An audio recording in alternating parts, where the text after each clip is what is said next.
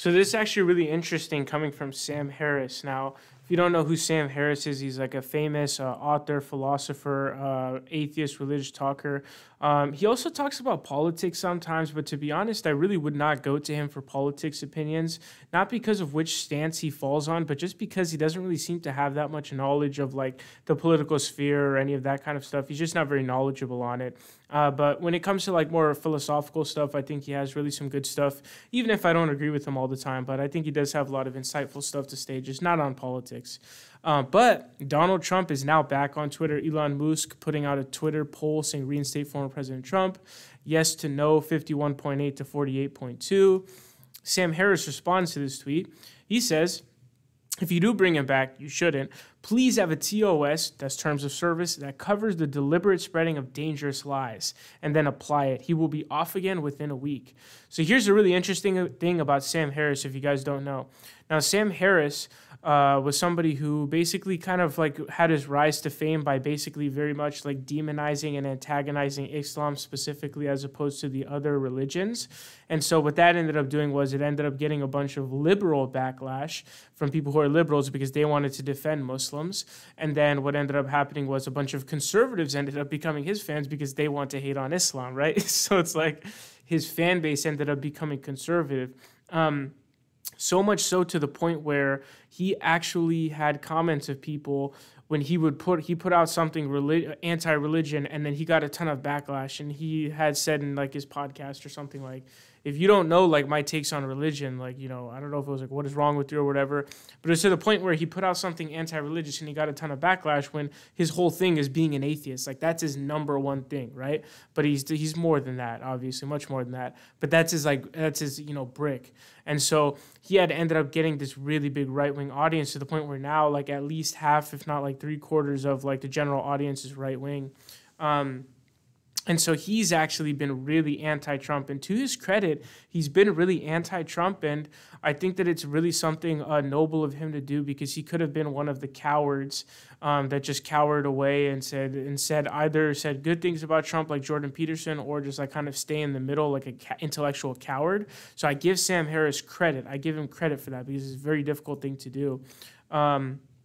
But his fans completely going off on him. And recall, these are people who are his fans who are, former fans of his. But again, like I said, like his fan base was heavily Republican because he made his career out of antagonizing Islam and Muslims, right? So this one says, I used to really like you, but you've totally lost the plot here. I hope you find your way back. Same, lost is the right word. He was on the right path at one point. Something changed. I used to really enjoy your content. I find it so interesting that a man that teaches personal enlightenment is so easily controlled. My political motivations, I think means by. I don't really care what side you're on, but you constantly pushing your political notions does get exhausting. I don't even know really what that means. He's going to say what he believes, what his ideas are, right?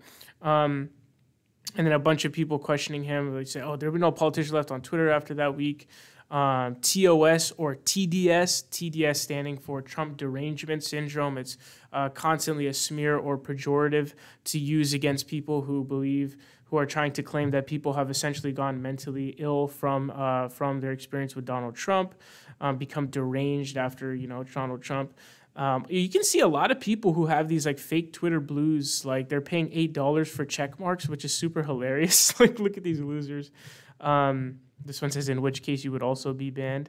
But you can just see like there's just so many of these people who are just like going after him, essentially going after him, saying he's blocked and this kind of stuff. This says, I can't believe I used to look up to you. I am ashamed that I ever respected you or your work. It is all valueless without any commitment to your own supposed ethics. Such a brazen lust for the yoke of establishment is unbecoming. I remember when a lot of middle-of-the-road type folks thought of you as a brilliant guy who happens to have different politics in them. That was funny and sad. So, I mean, this is not middle-of-the-road people. These are people who are like hardline Republicans who are his fans because he made a career out of antagonizing Islam. And that is now coming back to bite him in the ass because now that he's a liberal, I think Sam Harris is just genuinely a liberal when it comes to politics. Also, I think Sam Harris has like a... He has like I think his mom was like a writer on the show Golden Girls or something. So I think he is kind of like a silver spoon kind of kid, like a heavy one. And so I think that also can kind of skew him in a direction where he's not so much in the realm of like this kind of like, Trumpian fake populism type of stuff, and more like leaning towards liberalism and stuff. But, anyways, there's just a bunch of people just completely going up. It's astonishing people used to look at you as a thought leader. It's so very disappointing to find you on the wrong side of free speech. There's just can't shake the TDS. So people really just going in on him, like thousands of responses to this tweet. Thousands. It's like 8,400 likes, like 4,000 responses, which is crazy. He has another tweet says, "Is it time to let Alex Jones back on Twitter, Elon Musk? If not, why not?" So he sent a tweet in, like, I don't know if it was Latin or something, but he responded. Musk did, and said, I think it was something about, the children with Sandy Hook. But you can see another tweet. He says, "The prevailing opinion among free speech absolutists appears to be that this platform, in order to become healthy, must helplessly publish the malicious lies of any maniac at scale, regardless of the consequences. Good luck with that." So I think the people who are going against Sam Harris are trying to say, oh, well, who determines the lie? There was an interview clip that everyone's posting actually about him talking about Hunter Biden in the election, because the whole Hunter Biden laptop story ended up getting buried because they thought, oh, this is like a Russian misinformation op or something like that. The details of the Hunter Biden situation when it got reported were really sketch, in terms of like this random, like this guy just like brings in this like laptop to get repaired or something, says it's by like Hunter Biden's and whatnot. So they needed time to really check it, but it definitely is scary for like the mainstream media or like the media in general to just like quash a story like that. It is scary, no dizzy doubt about that. That is definitely kind of crazy. But at the time, I think they were just so worried about the misinformation and the veracity of the claims, to the point where like the source wasn't very good, and Rudy Giuliani was kind of refusing to actually give actual hard copies of the emails and stuff. And so they had to vet the story and be like, okay, is this legit? Are we going to run with it? And generally speaking, the higher up like a story is in terms of claims, the more credibility you need for those claims, right? The higher your claim is, the more evidence you need. If you tell me that you made spaghetti for dinner, I'll believe you. If you tell me you have a unicorn, I'm going to ask for a fuck ton of evidence, right? So that was kind of the situation with Hunter Biden, and obviously everybody was on really, really worried about the whole situation with the, Russia situation or whatnot. But it's funny, at the end of this clip, you see Sam Harris go back. One thing I hate about Sam Harris is like the way he always, his S is annoying as fuck. Same thing with Obama. But like at the end, he goes back. This is one thing Sam always does when he makes an argument. It's always hypotheticals. Like these different hypotheticals he makes up. Classic Sam Harris. But he says some hypothetical about it not being a conspiracy, because if there's an asteroid coming in, everyone's talking about it together. So I would definitely say that like it is scary about what happened, but at the same time, there was really like a lot of questions about what are the veracities of these claims.